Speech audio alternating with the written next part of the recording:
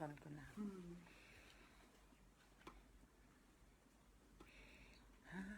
Hallelujah.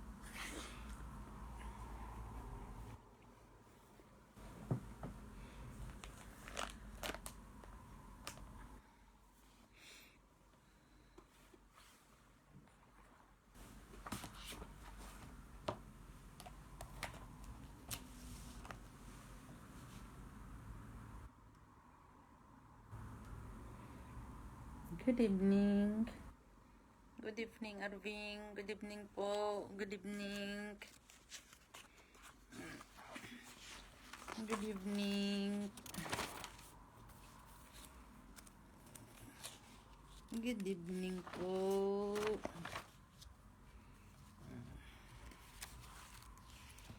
Good evening po. Maghinday lang po. Saglit tayo sa mga kapatid. Thank God po, it's a privilege once again po na magkakaroon tayo ulit ng seminar about finances.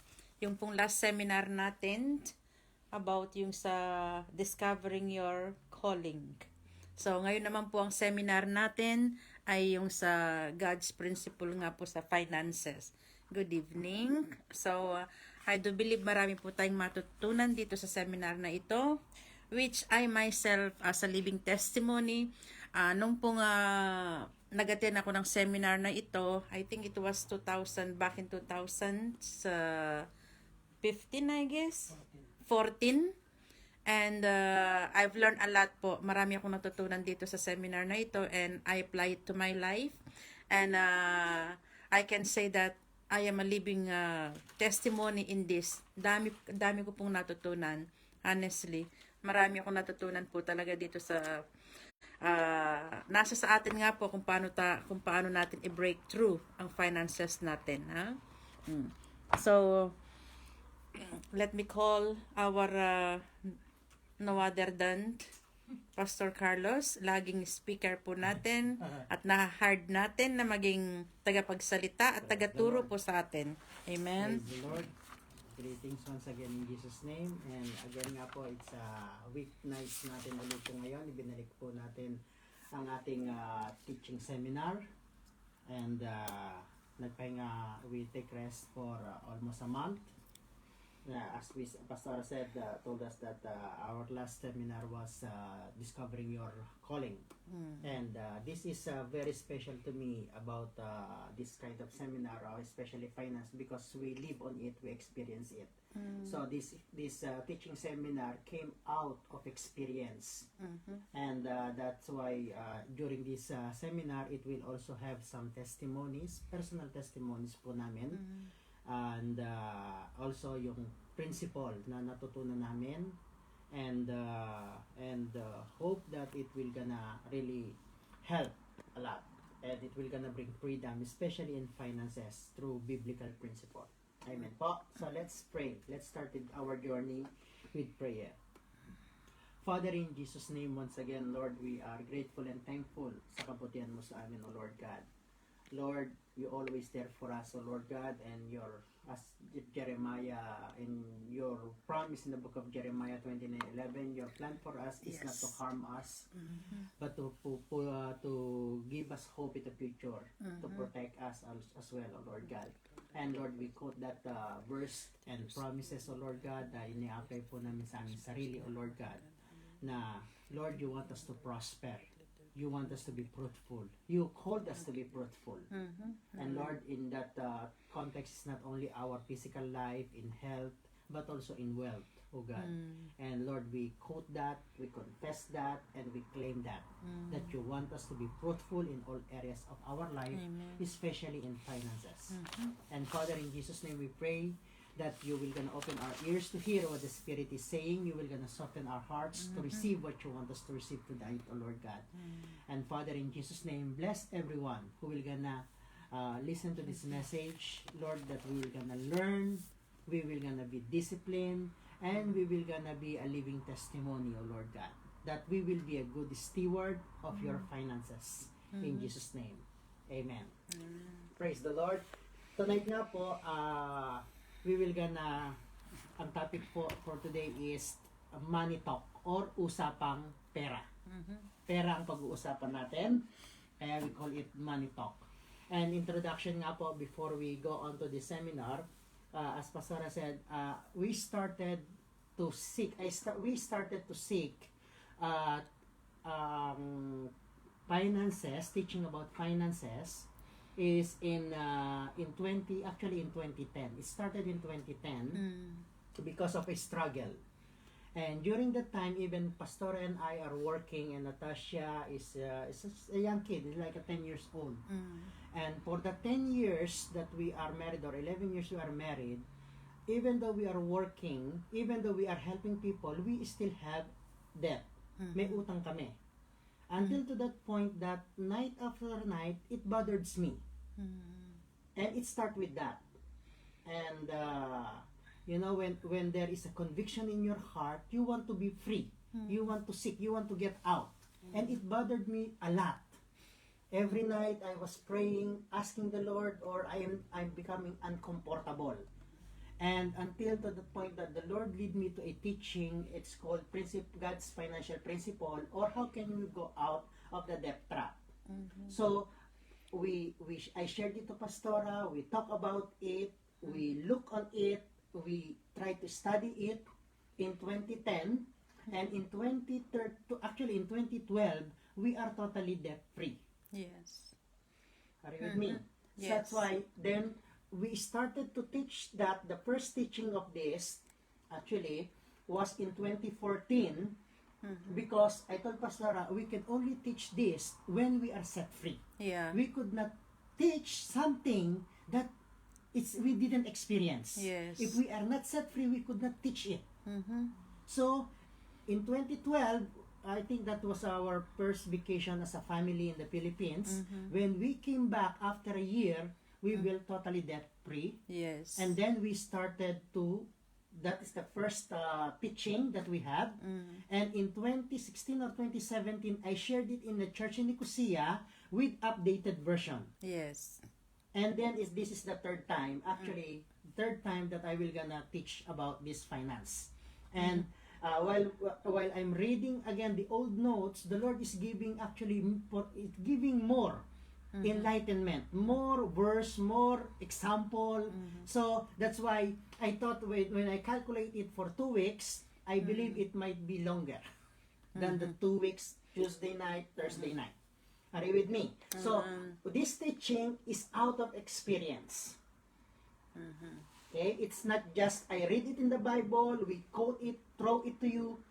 No, it's a teaching that we live on. And I believe with all my heart, it's important for us, firstly, is to have conviction in our hearts. If you are in this situation, actually, hindi lang because may utang kayo pakikinggan ninyo. No, because every one of us are called to wealth, are called to prosper. Because the gospel, mostly the example of our Lord Jesus Christ in the gospel is something always to do with economy, with stewardship, with working in the fields, with working in the sea. Like sea is the fisherman, in the field is the farmer. So it all contributes with economy and wealth and stewardship. If we go back to the book of Genesis, when God created everything in the world, and then He created Adam and Eve, He commissioned them, be a good steward, take care of it, manage it. So in short, the gospel or our Bible talks about stewardship, management of the wealth that God gave to us. Yes, amen. Are you with me? So, and when we quote the Jeremiah 29:11, the Lord said, my plan for you is to give you hope and the future, to prosper you, to give you wealth. Amen. And we as a children of God, we are called to wealth. Yes. We are called to prosper. Let's eliminate the word rich, millionaire. You could see that many times in Facebook. How to get rich in 10 days, 5 days. You know? How to be a millionaire. But the promise of God is not about having millions. It's not having richness. God is talking about prosperity and wealth Yes. and health. Are you with me? Now, actually, it matches our time today. Yes. Because our problem now is wealth, people are losing job, economy is collapsing, and health. And God, in the book of John, John wrote a letter. My prayer for you is that you will gonna prosper in wealth and in health. Yes. Amen. Are you with me? So, I believe with all my heart, it's timing. God's timing for us to be wise on what we have now. Because tomorrow is uncertain. Yes. God wants us to be a good steward. God wants us to be a good managers. Hello, are you hearing me? Amen. God wants us to take care of the economy or the richness or the wealth that He wants to give to us, the blessing that we receive. God wants us to steward it well. Yeah. Amen. Are you with me? So, let's start with the introduction verse in Luke chapter 16. Okay? Luke chapter 16 from verse 10 to 12.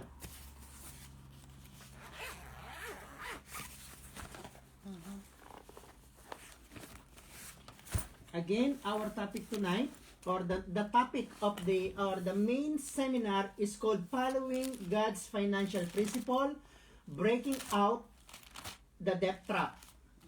Paano tayo makakawala sa ating pagkakautang? By following yung financial principle ni God. Are you with me? So, ang topic for tonight is money talk.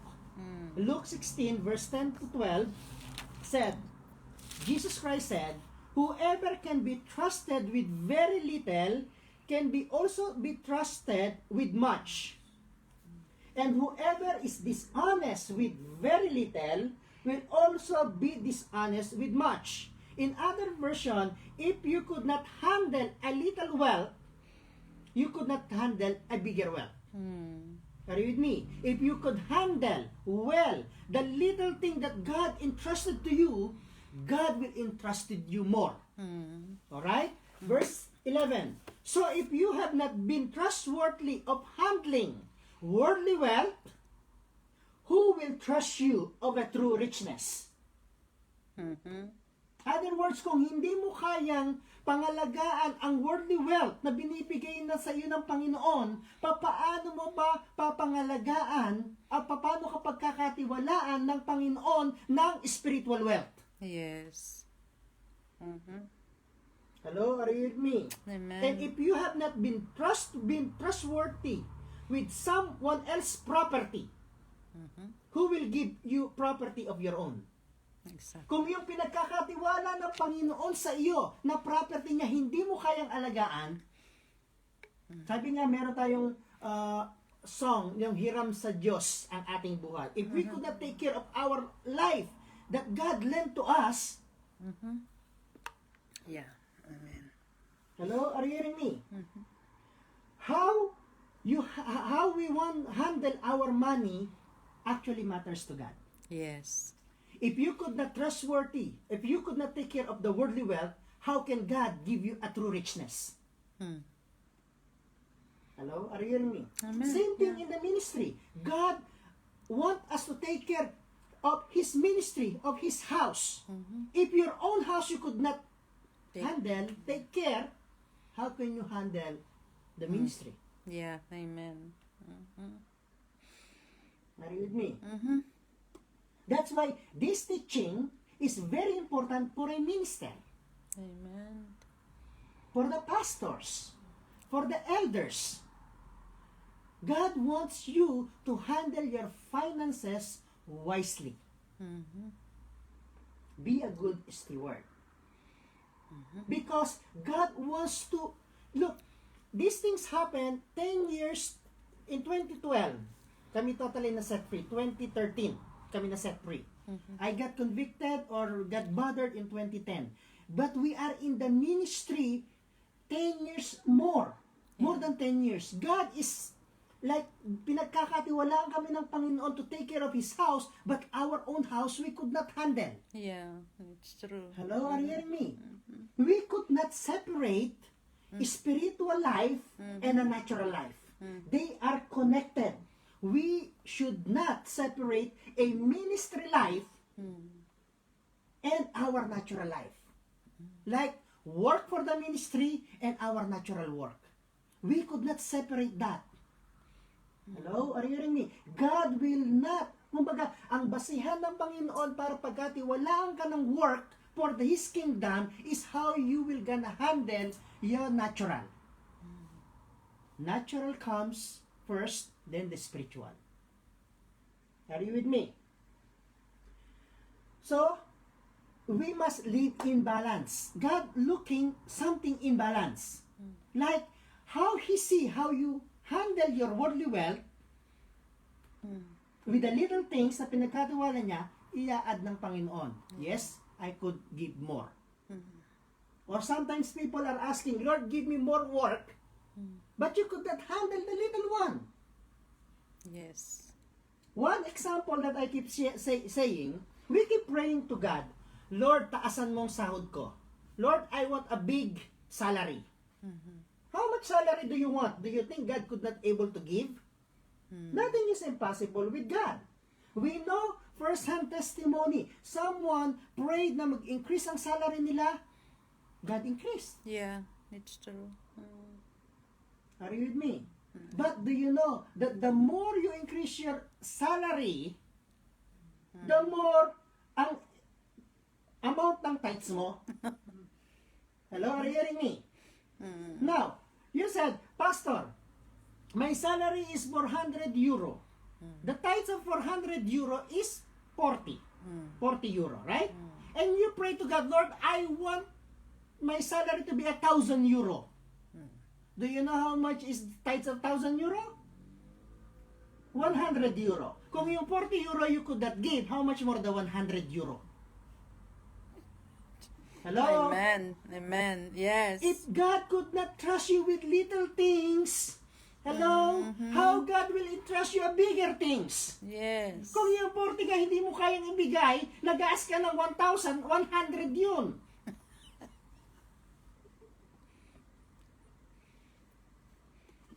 Hello? Amen. Now, binasa natin ang Luke 16:10 to 12.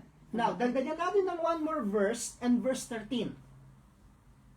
Jesus still continues telling or saying, speaking, no one can serve two masters. Either you will hate the one or love the other, or you will be devoted to the one and despise the other. You cannot serve both God and money. Are you with me? You cannot serve God and money.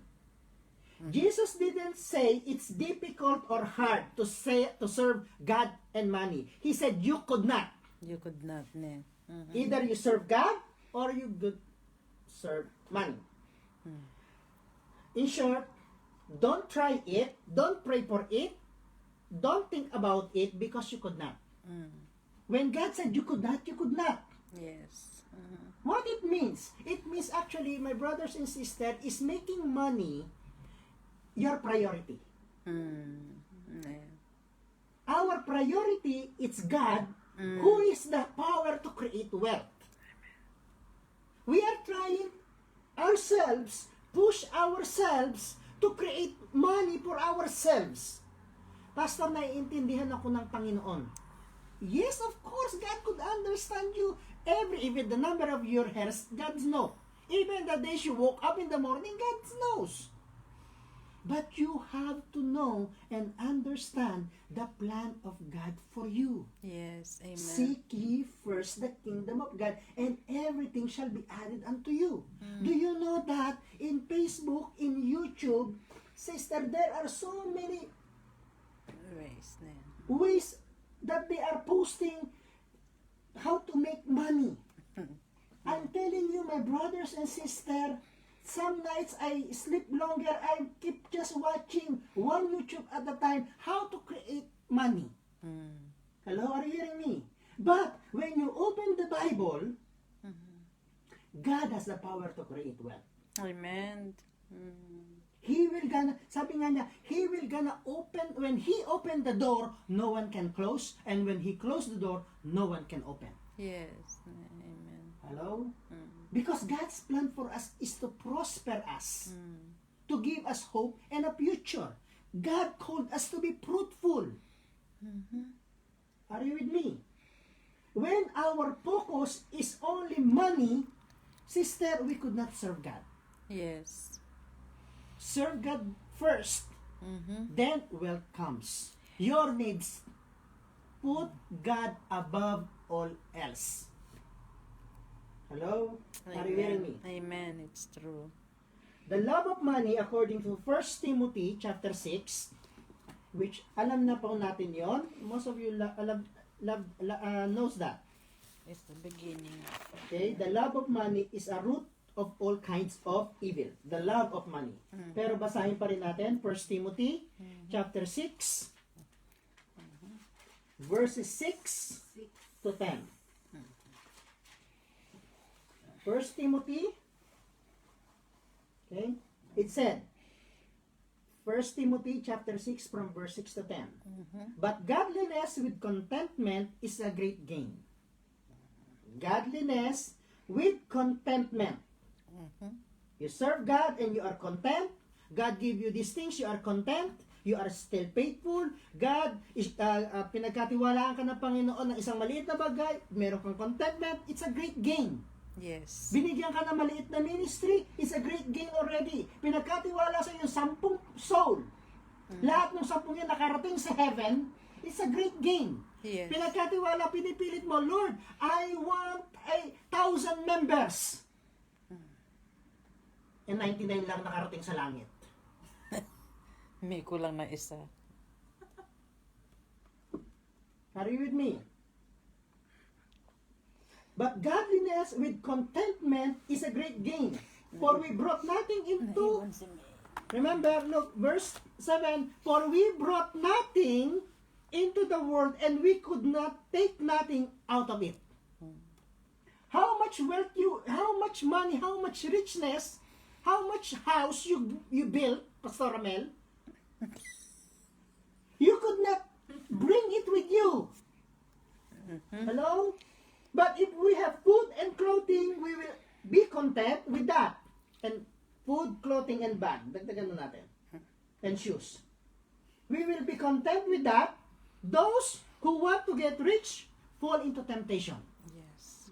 It's tempting. Diba? You could see that many times in Facebook. You know, our Facebook is like an advertising board.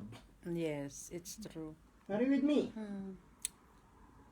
Those who want to get rich fall into temptation and a trap and into many foolish, harmful desire that plunge people into ruin and destruction. Yeah. Tama. That is exactly mostly happening. Yes. Are you with me? Those who want to get rich fall into temptation and a trap and many foolish and harmful desires that plunge people into ruin and destruction. Verse 10. For the love of money is a root of all kinds of evil. Some people eager for money have wandered from the faith and pierced themselves with many griefs. Yeah. Why? Because when you love money, sister, you will gonna put your mind, your heart, your energy to get rich. Yes. You will gonna always your thinking is how to have money. You know, the Money. love of money. For the love of money, again, is the root of all kinds of evil. Now, my brothers and sisters, money itself can be useful. The problem is the love of money. Yes. Hello? With money, you could do so many things. But the problem, if you love money more than God. That's why those who love money are not good stewards. They are not a good manager of the kingdom of God. Hello? Are you hearing me? Now, money in the heart is the problem. Because you love money. Are you still with me? Yes. But the money in the hand is useful for the kingdom of God. So there are two kinds. Where you put your money. In your heart or in your hand? Mm. 1 Timothy chapter 6, verse 6 to 10 said, the love of money, money in the heart, is a root of all kind of evil. Are you with me? The love But of money in our hand can be a blessing if we are willing to use it for the glory of God. Amen. You know, they call these things in economy or economics is currency. Ne. What currency you use? Euro, dollars, peso, pounds, lira. They call it currency.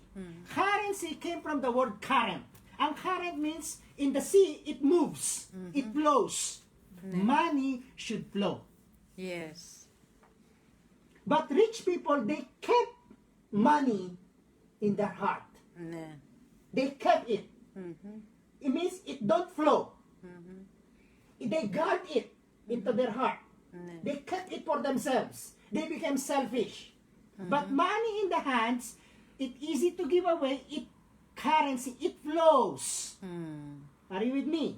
Acts 20:35 said, it's more blessed to give than to receive. Means to give away. To Yeah. give it for the glory of God. For help. Mm. Are you with me? So, currency, movement, investment, money should flow. It should not be kept. It should be in the hand. Are you with me? Still have time. Okay. It's okay. Now, there are two examples in the gospel about money in the heart and money in the hands. First example is in Luke chapter 18. Luke chapter 18. Okay. Verse 18 to 30. I will not read it all. Look ano yan? Luke chapter 18, verse 18 to 30. Yun yung pinakaano ng story niya. It's the story of a rich man asking how he could go or enter the kingdom of God. A rich man. Okay? This is what Jesus said. A certain ruler or rich man asked him, good teacher, what I must do to inherit eternal life? Why do you call me good? Jesus answered, no one is good except God alone. You know the commandments. You shall not commit adultery. You should not murder. You should not steal. You should not give false testimony. Honor your father and mother. And the rich man said, all these I kept since I was a boy, he said. When Jesus heard this, he said to him, you still lack one thing. Sell everything you have and give to the poor, and you will have treasures in heaven. Then come follow me. When he heard this, he became very sad because he was very wealthy. Jesus looked at him and said, how hard is it for a rich man to enter, or to the rich to enter the kingdom of God? Indeed, it is easier for a camel to go through the eye of a needle than for someone who is rich to enter the kingdom of God. Then, if we read further, he said, what's impossible with man is possible with God. Now, my brothers and sisters, one example is this rich man who asking the Lord, Lord, what shall I do to have eternal life? And Jesus answered, follow the commandments. And he knew, this rich man knows that it's not enough just to follow the commandment. There is something more. Hello? Are you hearing me? That's why in our Bible there is the Old Testament, which is, we know if we follow the Old Testament, it's not enough. We have to go through the New Testament. Yeah. Are you with me? And Jesus Christ said, you lack, in verse 22, you lack one thing. Not many things, only one thing. Sell everything you have and give to the poor, and you will have treasures in heaven. Then you come to follow me. You lack only one thing. And this is what you will do, Jesus said. Sell everything you have. Sell your richness. Sell your property. And give to the poor. Now, look. Jesus didn't say, give it to the poor. He said, give to the poor. some people said, like what did Book of Acts did Barnabas.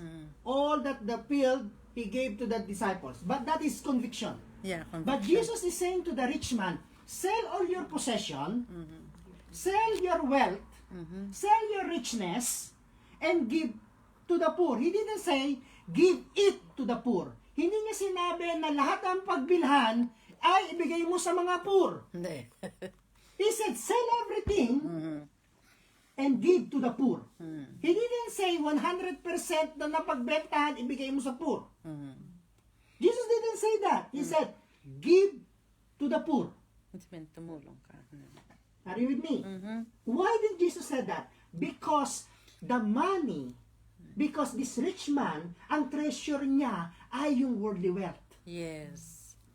Ang priority niya, yung wealth niya. Hello? Are you hearing me? Amen. Hindi niya pinara-prioritize si God. We have to live in balance. God is the one who could create wealth. This rich man, the money is in the heart. Yes. Are you with me? Now, chapter 19, forward, there is another story, the story of Zacchaeus, a tax collector. Okay? One is a rich man, a certain ruler, and the other one, Zacchaeus, a tax collector. Okay. So he wanted to see, Zacchaeus heard that Jesus is coming to the town because the Bible said, or the Bible describes Zacchaeus as a small man. So people are crowding to see Jesus. He could not see. He could not look. Could not go into the front. So he went to a sycamore fig tree, on the tree, to see Jesus. And Jesus approached him and he said, Zacchaeus, come down, blah, blah, blah, blah. I will gonna stay with you. I'll go to your house. Now, this is Zacchaeus says. Okay? In verse 8, 19 verse 8. Luke 19 verse 8. Zacchaeus stood up and said to the Lord, look, Lord, here and now I give half of my possession To the poor. to the poor. And if I have cheated anybody out of anything, I will pay back 4 times the amount. Jesus said to him, today salvation has come to this house because this man too is a son of Abraham. For the Son of Man came to seek and save and to save the lost. Zacchaeus easily could able to give up his possession. Yeah. Why? Because Zacchaeus has the money in the hand. The rich man has the money in the heart. Yes. The love of money is a root of all kinds of evil. Evil. Immediately, Zacchaeus Jesus didn't ask Zacchaeus or accuse Zacchaeus that you Tax collector. abuse your position, you gain your wealth because of overtaxing. Jesus didn't even say anything. Yes. Hello, are you hearing me? But immediately, Zacchaeus stood up, Lord, I give half of my possession to the poor. Yes. And if I cheated anyone, I pay back 4 times. Hello, are you hearing me? So, if we will gonna really observe the example, the parables, the story of the Bible, it talks about money. Yes. Money talk. Hello, are you hearing me? It talks about stewardship. It talks about management. Hello? Because God wants us to be a good steward. God is giving. Actually, yung wealth, pinagkakatiwala sa atin ang wealth. Whether it's worldly wealth, whether, sister, is a eternal wealth. Hello? Mahalaga sa Diyos ang buhay natin. God knows that if He will gonna give us so much wealth or richness of this world, sister, malalayo tayo sa Kanya. Hello? Sometimes pray ka ng pray. Lord, I want more salary. Hindi enough. Lord, I need more part-time, more job, more high salary. Sister, if God is also balancing, if God will gonna give you an employer or a work that with a bigger salary, God is also looking forward, pass forward in the future, if your heart will stay with Him or not. Yes. Honestly, years back, but it's good to open. Praise the Lord. Some sisters want to go to Canada. Amen. Hello? They ask for prayer. We pray. God answered their prayer. God give the desires of their heart. But their focus becomes work. Yes. Hello? Are you hearing me? Mm-hmm. And this I boldly say, and I boldly preach to the church on the pulpit, at the pulpit. I said, I rather stay here in Cyprus with God than go to United States, to Russia, to Canada, to any part in Europe without God. Yes, it's true. I'd rather stay with 400 euros with God. I could serve God, I could worship God, than go to a European country, 1,000 euro, 2,000 euro salary without God. Yes, amen. But if you have that amount and if you have God, praise the Lord. Yes, it's true.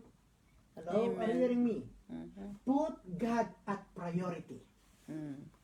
Because our God is the one who creates wealth. Are you with me? Now, we all do these things, working. If we go back in Matthew chapter 6, let's read that. Or go there, Matthew chapter 6. Money. Matthew chapter 6. Money changes everything. In verse 19 to 34, I see. mahaba-habang verse yun, I see. said, do not store up yourself treasures on earth, where moth and vermin destroy, and where thieves break in and steal. Verse 20, but store up yourself treasures in heaven, where moths and vermin do not destroy, and where thieves do not break in and steal. For where your treasure is, there is your heart will be. What do you treasure? Do you treasure the money? That's in your heart. Do you treasure God, the gospel, the word of God? There is your treasure. Do you treasure or do you love what God's love? Hello? Are you hearing me? Where your treasure is, there is your heart will be. Kung ano yung treasure mo sa heart mo, nandun ang pag-isip mo. Nandun ang mind mo, nandun ang heart mo, doon mo ilalagay ang strength mo. Yun ang ipaprioritize mo. What do you treasure? Are you with me? Then, sabi nga, do not worry about anything. We keep working for actually 3 things. I said that many times. Clothes, food, and wearing. What you eat, what you wear, and then actually food, what you wear, and also about education. Yeah. Yun yung main thing na we go abroad or we work so that meron tayong pagkain sa table every day, so that we could buy clothes, and also so that we could send our family or children to education. Now, going back to the book of Genesis, that is the 3 things that Adam and Eve lost. Are you with me? They lost their food supply. In the garden, they don't need to farm. They don't need to cultivate the soil. They have everything now. They have food in the garden. And the garden also, they don't need clothes. Are you with me? But when they sin, they have to wear clothes. And then, the knowledge. Yeah. And that is what we are doing now. We send our children to the university so that they will learn, to have knowledge, to have wisdom. So, what has been lost in the garden is the same thing that we are still dealing up to today. Yes. Why? Because even though we are in Christ Jesus, we are in the kingdom of God, we are still here live on earth, that the Lord said that because of what you have done, cursed is the ground because of you. Even though we could walk in favor, we could walk in the blessing of God, we still need to work. Because there is no full restoration. That's why we are looking forward for a new heaven and a new earth. Are you with me? So, what it been lost in the garden, yun pa rin yung dinidil natin ngayon. Economy, supply, needs. Are you with me? Now, do you remember, going back to dun sa Matthew chapter 6, okay, verse 21, yung, for where your treasure is, there your heart will also be. There are many times, or people of God has been tested by God. One good example is Abraham. Okay, you know the story of Abraham, or you know the test of Abraham. When God, it's like God gave promise to Abraham that I will gonna bless you, I will make your name great, I will gonna people on the earth will be blessed through you. Yun yung tatlong promise, right? But He will make you the father of many nations. Out of many nation will be blessed through you. Yun yung pangako ng Panginoon kay Abraham. But the problem is, Abraham is without a son. He's a childless. He's an old man. But the Lord promised to him, I will gonna bless you. I will gonna give you a son. So, ang desire ng heart ni Abraham is magkaroon ng son.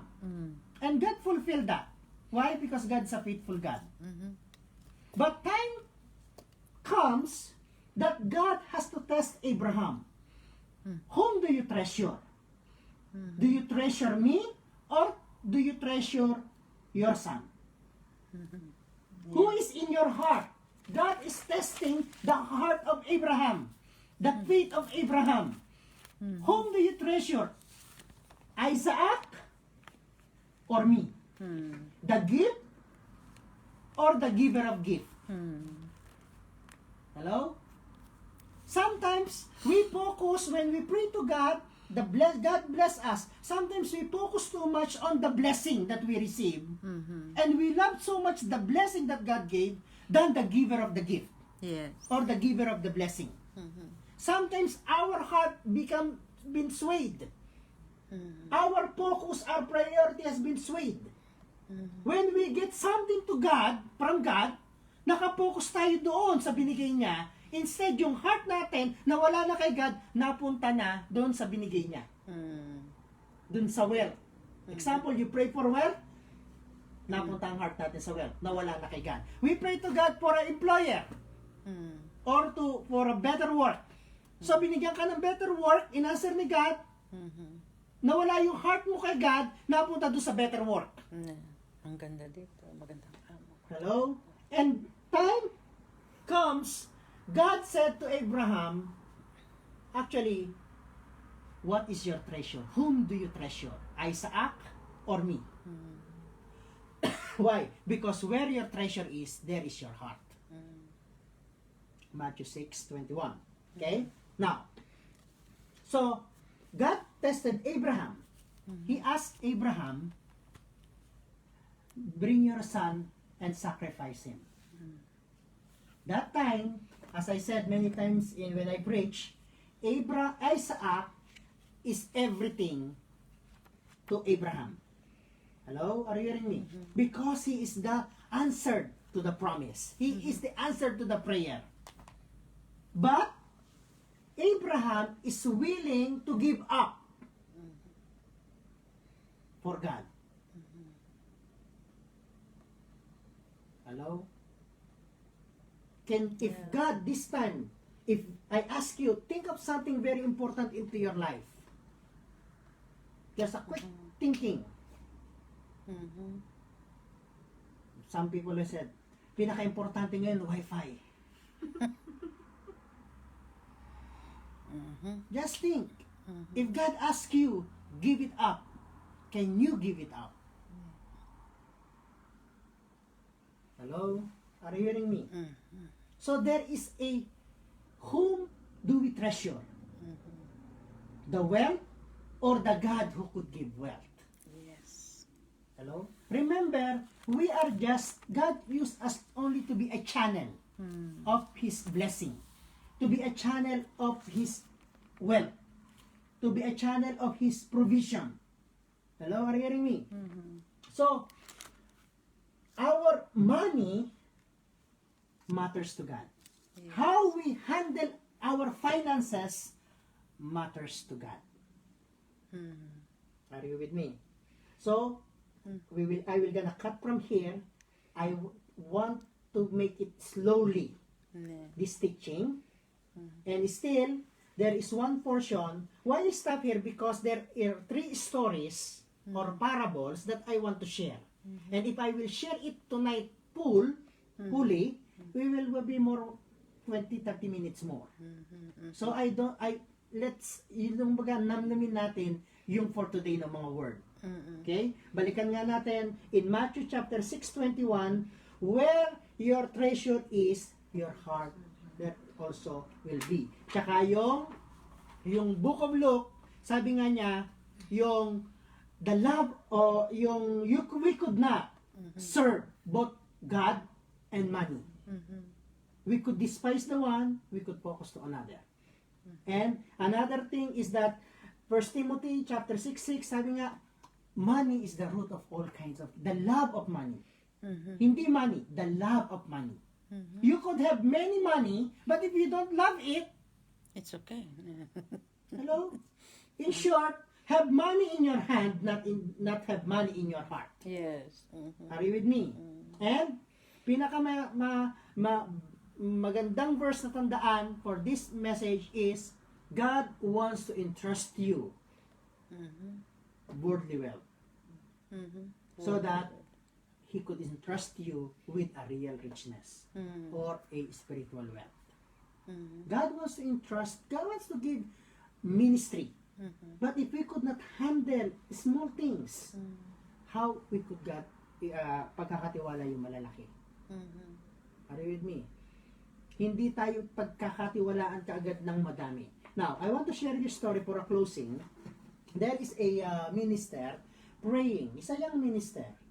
Praying and praying that his work for the kingdom of God, the intention is good, is, Lord, bigyan mo ako ng maraming congregation. Give me more soul. Okay? And it's been sometimes, nothing happens sa pinagpe-pray niya. But hindi siya tumigil ng pray. He kept knocking the door through prayer. He is knocking the kingdom of God in true prayer. Until one time, the Lord showed him a vision. And the vision was a young tree that had a lot of fruit. But because the tree was young, he could not handle the fruit. You know, because hitik yung bunga niya, yung pinakapuno niya could sway to the left, it could bend to the right.